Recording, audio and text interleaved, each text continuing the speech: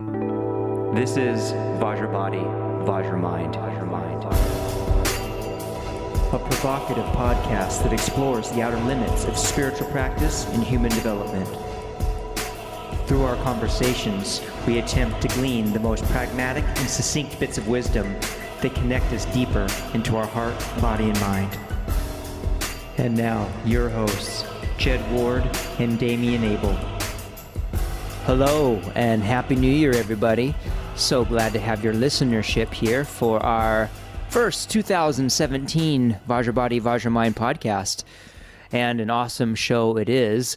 Our guest, Neil Kramer, is a philosopher and esotericist, which work focuses mainly on spirituality, mysticism, and metaphysics. And from the onset of the conversation, you can tell Neil has a great knowledge in these areas. And we start off by breaking down will and goodness. And then the conversation advances on to talking about higher practices. But Neil has a great way of bringing it down to earth and putting into language that I found very inspiring and pushed me to take a deep look at my life and some areas that I could use some balance. So I hope that you get a lot from it as well. And let's see, today's episode is brought to you by Zhao Nutrition, the makers of NeuroPeak.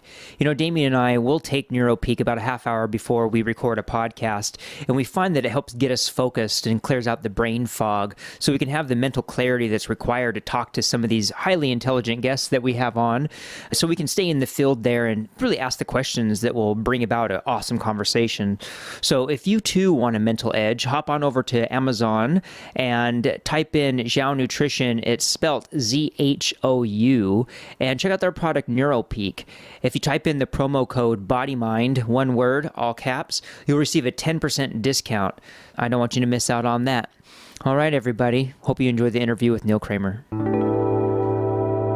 Neil, I found your work on YouTube, largely, and I really was hit and struck by your depth of understanding of a vast array of esoteric knowledge. But one thing in particular really spoke to me, and which is what I wanted to talk with you about today, was your interest in goodness and ethics when it comes to spirituality. Because you've mentioned in other interviews, and I think you're quite right, that many of people on the quote-unquote left and people in spiritual communities have lost their sense of goodness.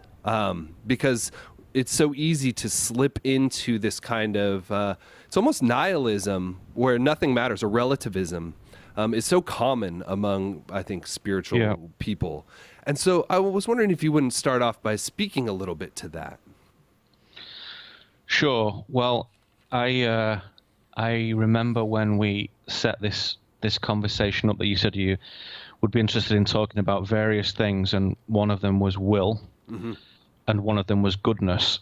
And those two things are very closely related. So if you'll allow me, Damien, to talk about will for a moment, that leads into what goodness is. Okay. So I would say, yes, I agree with you. Goodness is not understood, is not valued. No one is sure what that even means anymore. And yet it's a principal component of spiritual development for me.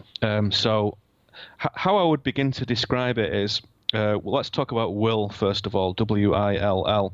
Will is a critical component of my spiritual philosophy and practice that I teach, something that I often call the supernal path. It's an interesting, nice old word. Supernal just means from above or celestial, like something that emanates from above and comes to us and is something we're capable of receiving. So this supernal path, it's just a descriptor for my method of making men and women stronger and clearer and more lucid in their life.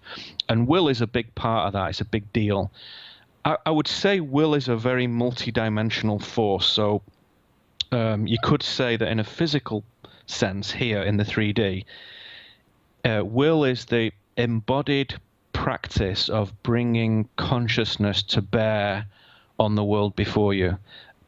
Thinking, feeling, choosing, distinguishing, judging, discriminating. And it's an art form of determination, will. So it's something that we use that word a lot, but it has a rather a different kind of magical meaning in this realm. And you could look around the world and say, so few people actually choose a way of life, a way of being. And many people simply allow things to happen to them in terms of home and work and relationships, which in my philosophy are reflections of being and doing and communion. And if those things are not determined in full, lucid comprehension, they can obscure reality. So if your home isn't really good and your work isn't really good and your relationships aren't really good, they get in the way, they dampen the presence of reality. And so you often find that many people come to reform their life much later on in the 40s and 50s and 60s, which is fine, but it can be done, that reformation, in a very special sort of 7-year period, which classically would be between the ages of 28 to 35. So mystically speaking, part of the elementary education of a man, of a woman, is to show them that once enough internal and external observations have been made, they can then reshape the outside circumstances of the life to more properly reflect the inside. So that's the basic practical level of will. And then there's the higher dimensional aspect of will. And will has a creational power in an astral sense or a 5D sense. And from there it can make things and unmake things. But to bring our human consciousness into that astral space is quite a feat. So most people don't go there, but it can be done. And when we do bring our normal self, our animal sentience, together with our higher soul awareness into that place, then magical things can happen. So there's a sort of wizard-like component to will, like translocation, transmutation, the vision of the seer looking into the future and the past and other realms. And those things are very natural components of will. They just operate in a different space. So just to clarify that, in Victorian times, you'd call that space the astral realm, which is kind of a funny word, just meaning, light or star or whatever, the light, the star realm, a space of higher energetic frequency, of temporal displacement, and the region from which all of this 3D world emanates. And today, I often call it the 5D. But I like the Victorian word, so I don't mind saying astral space. And some people would say, well, technically, if we were talking about this, we might say it's a sort of quantum realm. So if you were being scientific, you'd say it's a kind of space where all points and times are connected to all others. And because of that, the seemingly miraculous events that we see in the 3D are very explicable, very simple, really. So transforming things is easy. And in my teaching method, the supernal path, we say will emanates downwards from the undivided, from the all, through the different realms of individuation, through the 7D and the 5D and the 4D and all that, to here. And you could say, in a way, will is sort of the score sheet of life, or the word of God, or the song of the Ainur, the fractal pattern of creation. Call it what you will, if you pardon the pun, but it is a living thing. This thing, it's a living mechanism, and it's quite physical. It's quite physical, really. It's not just some faraway abstract notion. It's very immediate and very present, and it pulses with life. And we have another expression in Hermetic philosophy: divine will flows through a clear channel. Divine will flows through a clear channel. And if we can make ourselves one of those clear channels, something that transcends, just mere knowledge acquisition, something more than just data accumulation and information, accumulation and processing. Being a clear channel means having access to that sort of akashic cloud living repository where everything is recorded. the structural, superstructural things of reality, the personal elements of everyone's unique life, all chronicled in meticulous detail. And a portion, a sort of frequency of that gnosis can be brought into the mind of a man if he purifies himself sufficiently, which is typically a sort of 30-year process, deep devotional process, serious mystical tuition involved. And it's a very sacrificial path. So although it's magical and it's exciting and inspirational, and it certainly has been that way for me, it's very sacrificial in that much is lost and much is given away to get this profound contact and this sort of ancient remembrance. So we don't typically get married and have kids and have normal jobs and do this and that, and there's a lot is given away for that, which some people don't want that anyway, like me. But you can certainly create a sort of life where you can enjoy the normal things of life and have a nice home and car and good friendships and money in the bank and all that if you want to, sure, but you need a lot of time and space for this path. And then on a far more practical level and everyday level, just this thing that I call truthful living, creating a life that is a strong and accurate representation of your inner self, that begins to align you with will. Truthful living places you in the wisdom stream to receive the signal, to live in good composure, good conduct, classic sort of eightfold path, right livelihood, right this, right that, and the other, in close association with the other kingdoms of the world. And it is very everyday, as I say, and it's very magical all together. So you might look at the sparrow in the garden in the morning, as I did this morning, and marvel at it in equal magnificence to any sort of beings from the 5D that you might encounter. They're all considered as part of the natural kingdom. So whether you talk about it in that higher sense or whether you talk about just the volition in your own life to create a life that is truthful, will is a key component because so few people exercise it. So the first part of the teaching is to highlight that and to give people the confidence to start to exercise that will in life. So that's the beginning of understanding will. So on a very pragmatic level, if someone wanted to begin a path of using their will, what would you recommend?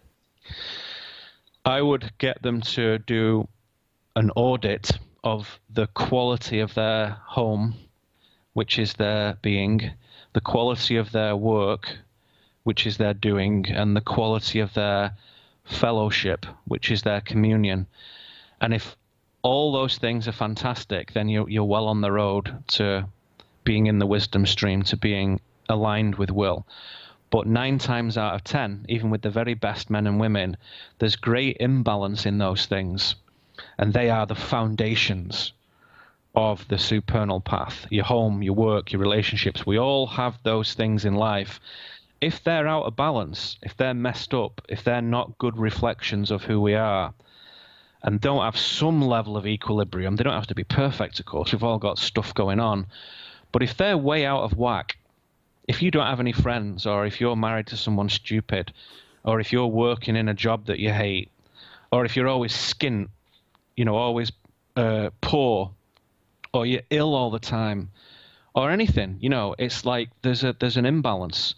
So the principle, the Gurdjieff principle of being a householder, as he would call it, is important. You need to get yourself organized, the basic building blocks of having a presence in the 3D world, being able to provide for yourself and your immediate fellows is critically important. That has to come. And if you want to do it really lean, like me, I have me and my wife, and we're both on a path of discovery and together and independently, and it's easy, that's it. So I've chosen to keep it as lean and simple as possible. As a very conscious thought, I chose a way of life to say, I do not want to be a father. I do not want to have a career in an office or a factory or a field, that I can't have time enough for my learning and my devotional practice if I do those, quote, normal things. So the first thing to do is you want to get someone as young as possible and start to propose to them that the most fundamental part of exercising will is time and space. You must have time and space to allow it to unfold, to allow yourself to connect with it. If you're busy, it never comes. So it's a very contemplative atmosphere required initially to make contact with this will that sort of, as I say, beams downwards into one. So we have our own will to do this or that, make determinations, but a higher will is constantly trying to radiate into us, and it's waiting for us to create the proper internal environment for it to come in, a clear vessel, a clean vessel, a pure vessel, not necessarily morally or whatever. I don't mean like a Quaker or a Amish person, where it's a very, very clean external life. I mean internal, where self is out of the way and there's no mess inside. And then it starts to come in. So it is how you live your life. It is those foundations. Home, is it good? Work, is it good? Relationships, are they good? And very, very few people can say, yes, they are.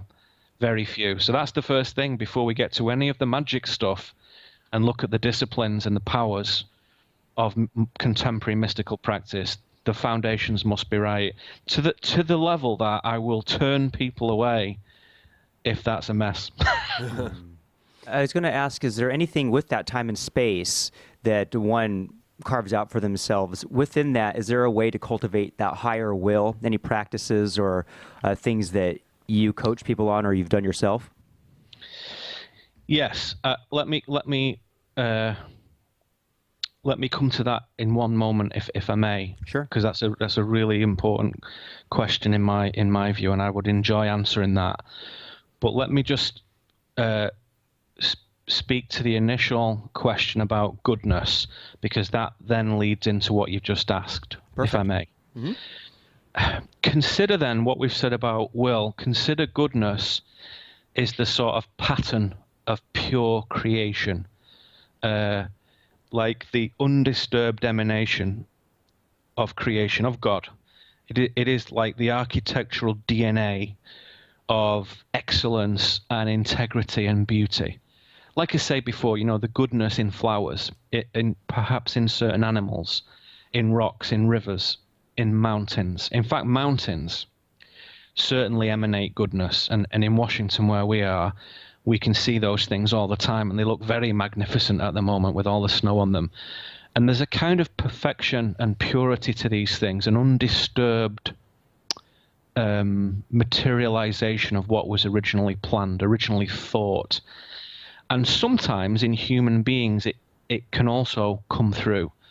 And if we get out of the way and clear ourselves sufficiently from ego and fear and misconception and distraction, then this goodness, which we often spell with a capital G to differentiate it from normal understanding of goodness, this goodness emanates both outwards and inwards. And once again, we act as a channel, a conduit, an instrument for this signal of creation to express itself. And as with will, in goodness, we sort of get our own little piece of it. We can do things with our goodness, our own personal goodness. You can make art with it. You can talk about it like we do. You can paint it. You can make music with it. You can teach it. You can dream about it. You can share it. And perhaps most importantly of all, you can embody it. So you can embody your goodness. And when a man embodies goodness, you can tell. It affects everything around them in major ways, and sometimes in subtle ways too, but it changes things. It inspires goodness in other people, and it dissolves wrongness wherever it touches it. So it can be glimpsed in somebody who has just a decent, good moral compass, in someone with integrity and harmony in their being, someone with good composure and generosity and so on. So there's certainly a gracefulness and a refinement and a presence of centeredness in goodness. And in examining what you guys do and your website, Damien, and so on, I think you understand what I mean by that. Mm-hmm. But there's also an equally important element to recognize, which is the flip side of that as well, which is strength and penetration and valiance and truthful destruction, dissolution. So goodness is balancing both things, an elegance and a power, a grace and a strength. And this uniqueness of the individual life expression has to be equated also with this infinite, timeless wisdom of the Father. So like so many things in mystical philosophy, will and goodness are very closely related, and they are things that are understood more and more through stages of initiation and, years of experiential contact. But those descriptions are the basics. So understanding goodness, when we practice goodness, we go out into nature. So this begins to answer your question, what do we do? Physically, what can we do? What techniques, what practices? There's one all around us, which is the natural world. So what I will do with clients, students, teachers, companions, colleagues, whatever you want to call these different people in the field of work that we work in, is we go to wilderness locations very often and examine what is before us, move inside it. So it's very, very important to get out of the built environment, BUILT, the modern constructed man-made environment.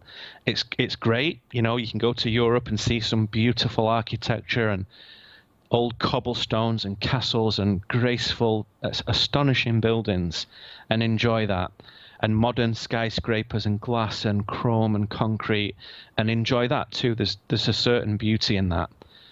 In fact, one man told me recently that they brought this shaman out of the jungles of Brazil and took him to Manhattan, and he ran out of the taxi cab and put his hands on one of the skyscrapers and says, "This is a very happy building."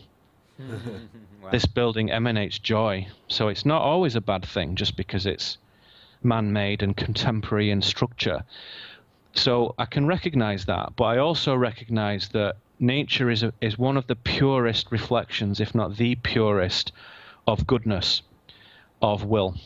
And so when you go into the wilderness, whether it's where we live in the Pacific Northwest in forest and mountain, or whether it's where many of my friends and colleagues are in, say, Arizona, where there's desert, the Sonoran Desert, and cactus, and it's baked, it's very, very different, and they have different tonalities. But wilderness is important because there's something very pure emanating there, and it purifies whoever's in the environment.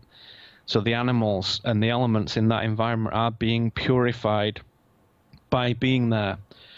So if I have a student for 5 days, say, with me, who says, I want to learn, I want to be stronger and better, I want to discover, I want to work on this, this, and this. Day one really is just spent purifying them. It's just spent very quietly and very much in warmth and fun, and very much, as far as possible, in silence, in wilderness, and to take them and explain to them what is happening here, in that there's a sort of recalibration of the form internally and externally, and we'll make it as comfortable as possible. Some people are very, agile and strong in the environment, of course, and some people are very weak and timorous in the environment, and I'm, perhaps in the middle. I do okay. I can do a few days, but I'm not, survival, tactical, parachute into the jungle. That's too hard for me. So I offer different ways that can be happy and nice, and yet really get out there where there's no cell phone service. And just a few weeks ago, we saw a bloody, black bear on its hind legs or whatever, just before the winter hibernation time. It was amazing, really. It's a special period of sleep, the land now in winter time, but there are some animals still roaming around. And when your cell phone service disappears and you realize that you're in someone else's territory, that's a sort of marker for me of going closer to this goodness, closer to this pure will. And something starts to change, and instead of considering yourself as this sort of probe out in the universe processing information, you don't see that anymore. You don't feel that anymore. The boundaries start to shift, and you feel part of this ecosystem, and something is flowing through you rather than you conceptualizing it all the time. So in the man-made environment, our crime, our delicate crime, is to just model everything conceptually in our heads. When we go into nature, that's not necessary, and it actually becomes totally disregarded, and you naturally stop doing it. And so the mind moves from its naturally discursive conceptualizing process in modern culture to its much more instinctive integrated process of being part of something. And so here's one of the techniques that's right. It's very easy to explain. It's right in front of your eyes. On the first day, the person that we go into the environment with scares all the animals away. So they see the human consciousness, which the animals often find distasteful when it's too active. Just like it was a child playing and running and screaming and shouting. Not bad, just difficult, right? You go, oh my gosh, such a flurry of activity. And inside, human consciousness radiates that out. Even in a smart, sophisticated modern man, modern woman, it radiates this noise and tumult, outwards. On the last day, so the animals disappear.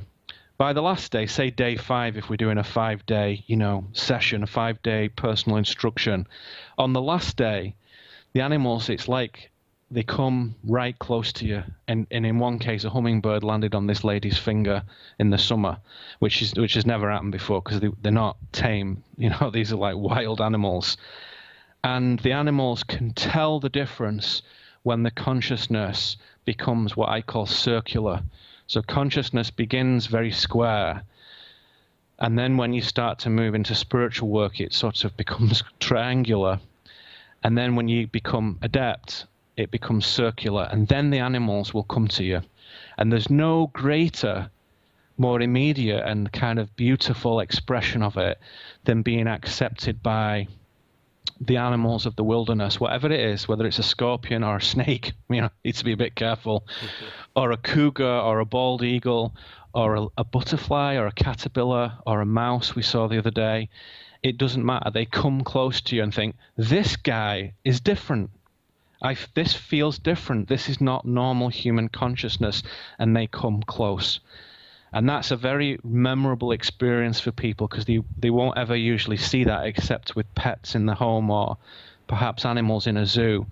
But in wilderness locations, to have those animals come close to you is a very physical imprint of your own progress, simply through thinking differently. Has this always been available to you, or is this something that you picked up, say, around age 28 or something like that? Yeah, when I was a young man, I had the great fortune to meet a Hermetic teacher, a modern spiritual practitioner who said, there are groups in England and in Western Europe who teach this stuff in philosophical context, but also practically. And they are initiatory groups in that there are stages of initiation and degrees of initiation, a bit like Freemasonry. It wasn't Masonry, but most people would associate it with a fraternal order like that. He said it's like medical school. It's like 7 years, basically. And in the first year, you're thinking, oh my gosh, I don't know whether I can do this or even want to. And then in the second year, it gets more interesting. And then in the third year, it's deeply fascinating. It is hard. And most people can't do it, again, because of the time and effort involved. And if you've got a family and a career, forget it. That's just not going to happen. So it's a devotional path. Most people don't want to do it.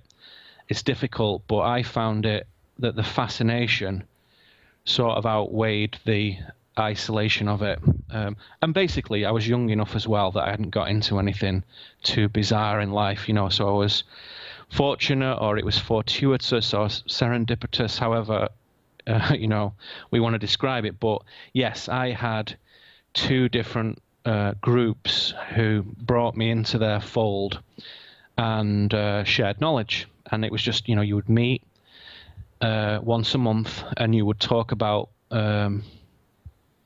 mysticism, that is the knowledge of the ancient world, the wisdom of the ancient world brought to bear here, knowledge of the mysterion, the mysterium, as the Romans called it, which is an old wisdom, pre-flood, pre-Atlantis, that describes what this is and what it's for. And that knowledge is only handed verbally from one to another, just as if it was like, an Indian wise elder describing it to a grandchild. It's only done verbally, and there's a reason for that.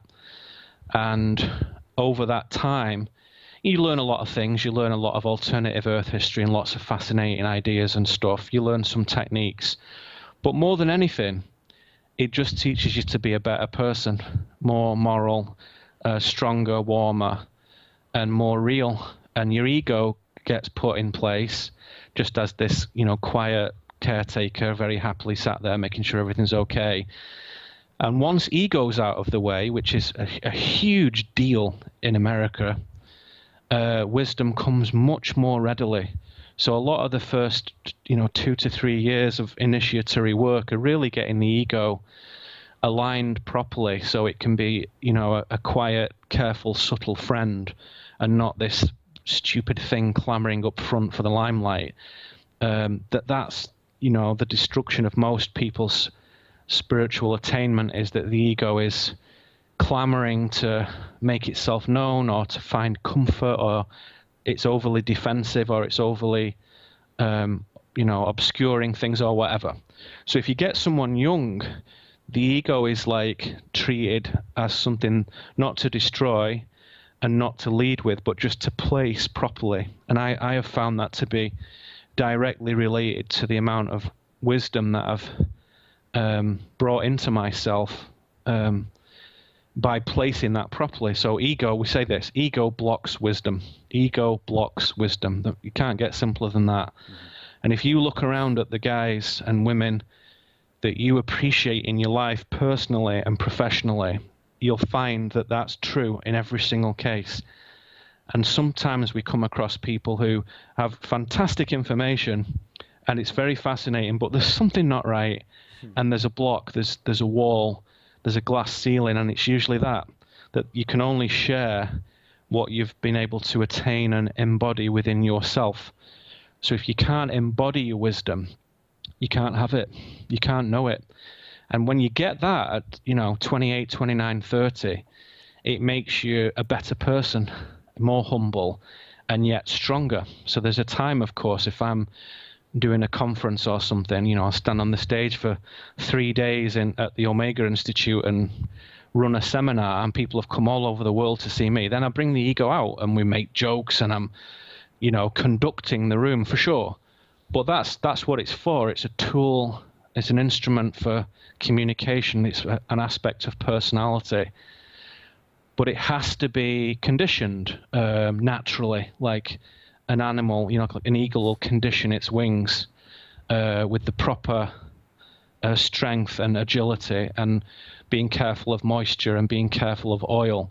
And its wings are conditioned by itself to be these instrument for flight and strength and hunting and provision.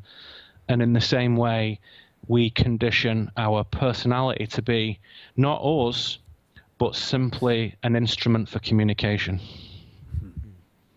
Oh, so that resonates a lot with me. And I spent about 7 years with deep practice, not having too many life distractions in a similar way. Yeah, wow, that's a great achievement all in itself. Well done. Well, I have a lot of people to thank for supporting me during that time.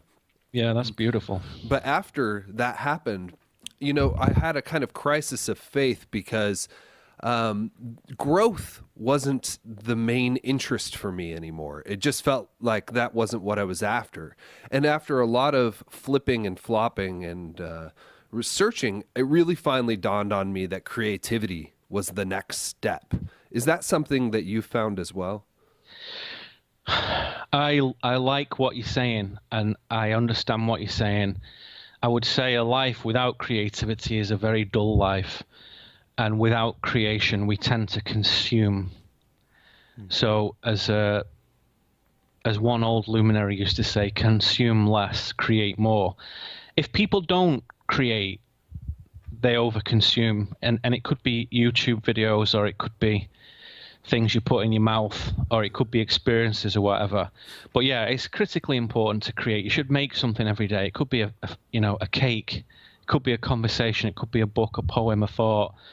It could be, just anything. But to create is like a very strict human impulse. I think that's important. When I come from my background in mystical training as a student, I moved from growth being absolutely everything, as you say, to not being absolutely everything anymore. But instead of a move into creation and creativity, mine was a move into being.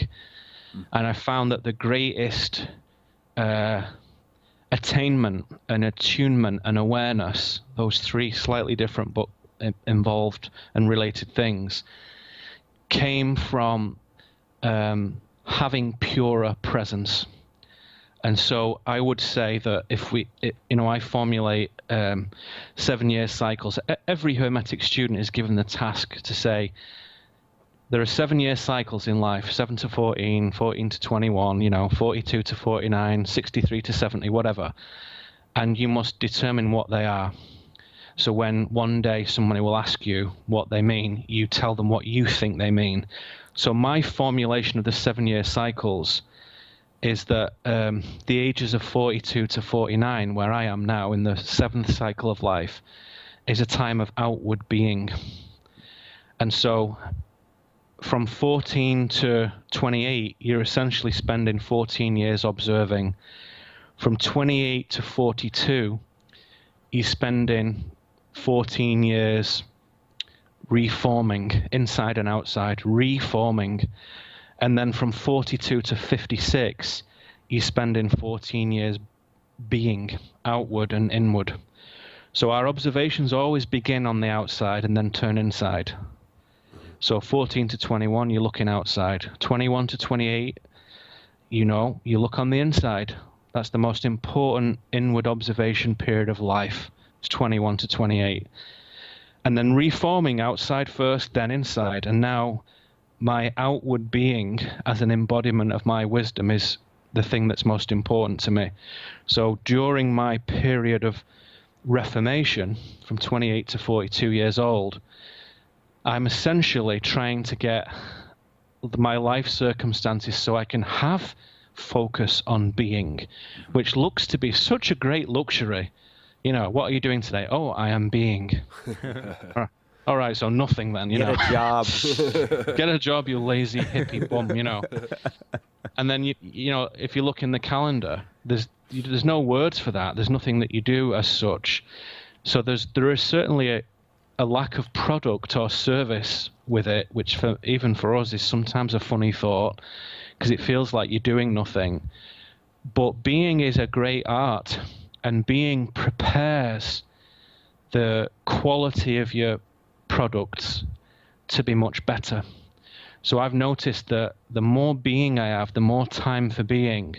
When I do create something with my hands or with my voice, it's better. It's much better. If I'm busy all the time working on 50 different things, everything's just mediocre. It might be good, it might be bad, it might be excellent, it might be crap. But for me personally, it's not good enough. So I see that in times of presence and being and nothingness, whether it's just sat at home with a cup of tea, or whether it's in the forest, or whether it's quietly walking somewhere, or whatever it is, there's different forms of nothingness. But that time for being, just pure being, is like the gestation period for great creation. So I have seen that over and over again, and days where I'm trying to create something and nothing comes, rather than beat myself up about it, I understand now, I have the wisdom now, I understand what somebody once told me, which is those times something is secretly forming inside, deep inside the inner cauldron of manifestation. Something is forming, and it's delicate at first, and it must be given space to manifest and materialize. And then some time passes, a day or two, a week or two, for some people a year or two, and then it wants to come out. And then you grab your skills and disciplines and talents and your pen and your paintbrush and your guitar or your voice, your language, whatever it is for the individual, and you articulate that thing. So there's an understanding in my pathway that I do for myself, and then anyone who's interested, I can share it with them if they want to hear about it. There's an understanding that nothingness and play and the spontaneous and the empty days in the diary are an essential part of spiritual attainment. Absolutely essential. That's nice to hear, like, because I feel in periods of my life, I've been calling it the alchemy, you know, like I know something's there, it's coalescing, and I guess some days I struggle with letting myself off the hook. So is there any things that you do besides what you just mentioned that help you stay out of like a depression or anything like that to when things aren't just flowing? Yeah, that's a good question, and lots of people are going to react to that, I think. There's a balance of when you're creating a school for other people to come and study and learn and be together. There was an old principle of saying there should be a time of socializing. A quarter of our time should be spent socializing. A quarter of our time should be spent in silence. A quarter in ceremony, and a quarter in study. And if you observe those quarters, whether just yourself or with some other people or with a greater group of people, you won't go far wrong. And most of the time when we slip into a depression or a uncertainty or lack of inspiration or a sense of pointlessness, which is very natural, nothing's ever to be afraid of, it's because we have an imbalance. We've not doing some of those things properly. Too much study, too much silence. Too much consuming Neil Kramer YouTube videos, maybe.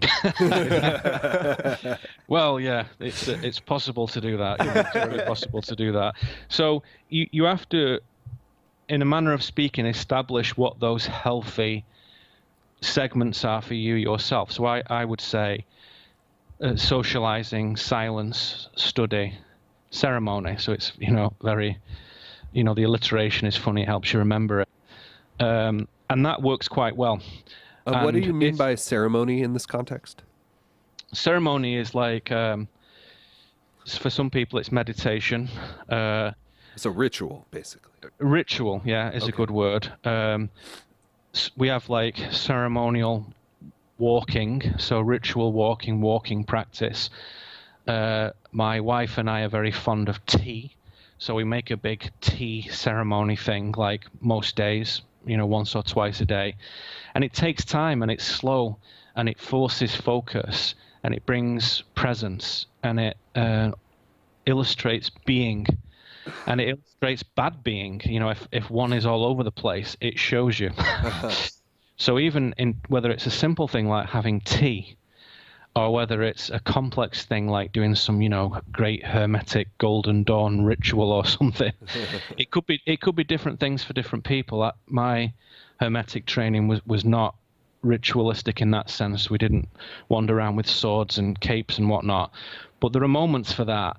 But also just to, get up to see, that big cold moon, full moon we had the other day, to remember, to have remembrance, to eat consciously, to ceremonially understand the presence of the sun in the day, the presence of the moon in the day, to ceremonially, to dress mindfully, to wash and clean your body ceremonially, from top to bottom, so you can bring ceremony into the things we do every day very simply, as well as it being something kind of fancy and sophisticated and esoteric and mysterious. It can be very commonplace, very ordinary as well. And find beauty in that. So ceremony, is just, in Buddhistic terms, you might just say mindfulness, frankly. Well, no, I'm trained in the Tibetan tradition, which has no shortage of ritual. So, yeah, we have a lot of that. So I was going to maybe ask one more thing of you, Neil, before we let you go. And it relates to maybe what we just talked about of if people are doing these things that we mentioned a little bit more, or maybe I should phrase it this way. Do you think that's the direction people are going, or do you find that it's kind of balanced and more people are rediscovering these things and more people are actually falling more into the spell, so to speak? And with that being said, what are you envisioning the future looking like, let's say, in the next 10, 20 years? I think most people are in a terrible mess. And technology is making it worse and worse and worse. And so the life is stressful and anxious and full of confusion, and people lack discernment and judgment. They find it difficult to discriminate. Life is difficult for many, many people, good people in the mainstream and good people in alternative and spiritual spheres alike. It's really difficult. We have to bring discipline to turn off the conduits of fake culture, which is a whole conversation. We can do that some other time, perhaps. But sure, to have this signal of fake culture in your life is very, very deleterious. So I say to people, what you put in your ears and your eyes, treat it like food. You know, do you wanna go to Dairy Queen and Wendy's or not? And when you look at YouTube without discernment, that's just exactly what you're doing. You're putting in that those mental artifacts in your mind that have been created from a place of deep unconsciousness. To have things pinging you all day is bad news. So I always tell people, if you've got a smartphone, make your phone so it never tells you anything. Never. So my phone, it never bings for a text or an email or anything. Never. All the notifications are switched off. All the syncing is switched off. Always, always, always. It's always in airplane mode, even outside of that. So even when I have it on, it's only just for calls or whatever. I don't want anything disturbing me under any circumstances. I mean, if my wife breaks her leg and the ambulance people ring up, then that's okay, I get it. That's maybe then. That's never happened. So most of the time, to have our composure disturbed by trivia may seem like a small thing, but it shatters the focus and it draws us into an artificial space. So owning your own communication is extremely important. So I teach people ways of doing that, ways of having peace and harmony in their own home and work and relationships. So getting rid of that is very important. On a broader scale, I would say that the thing most people lack is good fellowship. And when you're very isolated on a spiritual journey, it's just hard to keep motivated. Yeah. And it's hard to have the sort of, double secret life of having great conversations and great journeys and then terrible conversations and terrible work or whatever. So there's a great effort in the people that I speak to and work with to have them create more equilibrium in the fellowship, to have more physical time with other high caliber men and women, not just people who talk about it, but people who demonstrate transformation and being and presence and excellence in themselves already. And when we have those people in our lives, and it's a very personal choice who they are, and it's never hundreds of them, it's only ever half a dozen. You might know a lot of people, but it's only ever half a dozen key people. When they punctuate our months and years happily, and they're there seasonally or monthly or weekly or whatever it is, we inspire and motivate each other, and we see blind spots in each other, and we call each other out on flakiness and forgetfulness and sort of spiritual amnesia. but we also support and have this great compassion for each other and share that journey. And that those things also, real fellowship, spiritual fellowship, transcends even family. So families can come and go, marriages can come and go, jobs can come and go, but that spiritual fellowship is a great, beautiful thread that runs through the whole of life. And when you meet people of that caliber, they're there for the whole thing. And that's incredibly encouraging and supportive. And it gives us more momentum then to go out on our own independent journeys and make very deep voyages inside and out and achieve great excellence and push ourselves beyond the boundaries, knowing that that's there. So ironically, in fellowship, you don't become dependent on it by any means, but it actually inspires you to be more independent, to be greater in your own achievements and your own potential, and to have this gathering, which is a very fundamental part of the spiritual path, is to gather with other excellent high caliber men and women. If we don't, everything is thrown out of balance. You can be as meditate 50 hours, you can write poetry and play guitar and cook vegan this and that and the other, and nothing will ever change. So fellowship, that's where we say, those quarters, energetic quarters of division, socializing, fellowship, absolutely critical part of the transformational path, of the ascendant path. And I think that's the thing that most people struggle with. But nowadays with, relatively cheap travel, and if you live in North America, there's so much excellence here. It's difficult to find it in greater numbers anywhere else, I'll tell you. And technology prudently used, we can connect with each other in better ways. I mean, if my circumstances had been a little bit different today, I'd be sat with you guys now, because you're just over the water from me, aren't you? Yeah. So I'm just on the Olympic Peninsula and you're nearer Seattle, right? Uh-huh. Yeah. So we could have done that. Perhaps we can do that in the future. Great. And I think that our ability to connect is very strong. But the ability to connect is not connecting. It's just the ability to connect. So whilst our networking potential is very, very strong, people substitute the networking for actually physical fellowship, and those are entirely different things. So there really is no community. There's no such thing as a virtual community. There really isn't. There's physical, and that's it. And so if the virtual spaces allow us to make that happen, to see an event and to go to it and to meet people, great. But there's no substitute for the physical. So New Year's resolutions for 2017, make contact with excellent people by understanding the people that you want to have in your life. What qualities do they have? Establish that first. And then think about what subjects are they magnetized to? What educators and teachers and facilitators attract quality people?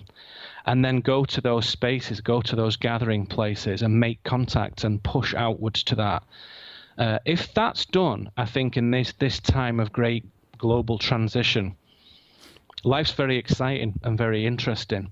If that's not done, isolation in these times of global change is very odd and a bit unsettling. So in alliance with others, these are exciting times. On your own, it's a bit weird. Well, thank you so much, Neil. That was a perfect conclusion to our conversation. And You're welcome. I would like to just give you an opportunity to point our listeners in the direction of the many things that you're doing, the audio series that you have on your website and the possibly upcoming events. Sure, thank you. Yeah, if you go to neilkramer.com, neilkramer.com, everything is there really. So you can download audio seminars, you can download podcasts, which I call roamcasts because I'm roaming about. You can download essays and look at all kinds of different things. You can see events that are coming up, and you can also look at the work that I do with individuals and how that works, and basically get a feel for what I do if you don't already know. So go to neilkramer.com and have a look around and you'll see everything there. But only make that a quarter of your day. But only make that a quarter of your day. That's right. Awesome. Thank you, Neil. Hope to be able to hang out with you sometime and do this again. Yeah, would love to. Thanks, guys. I appreciate your time too. Hey, what's up, everybody? It's Damien. Hey, I just wanted to let you know that I am available for Skype coaching. I meet with people bi-weekly or monthly and work on a lot of different things, all the way from shamanism to Buddhism, meditation training, and herbal studies. So let me know if you're interested and hit me up. My email is damien.able3@gmail.com. Hope to hear from you. All right, everybody, thank you so much for listening to our show today. We also like to thank Neil Kramer for coming on and having such a wonderful conversation with us. And if you'd like to learn more about us, we're at vajrabody.vajramind.com. You can hop on there, read about us, or sign up for the newsletter. And we are also on Facebook. So if you'd like to get a hold of us that way and keep up with us there, that is a resource. And also share our show if you enjoy what you're hearing here. Broadcast us far and wide on your social media. And if you are an iTunes listener, hop on over there, give us a rating and review, and subscribe to our show if you haven't yet already. And I think that is all I need to cover for the time being. We got some awesome guests all lined up for you, so stay tuned for our next show. All right, peace.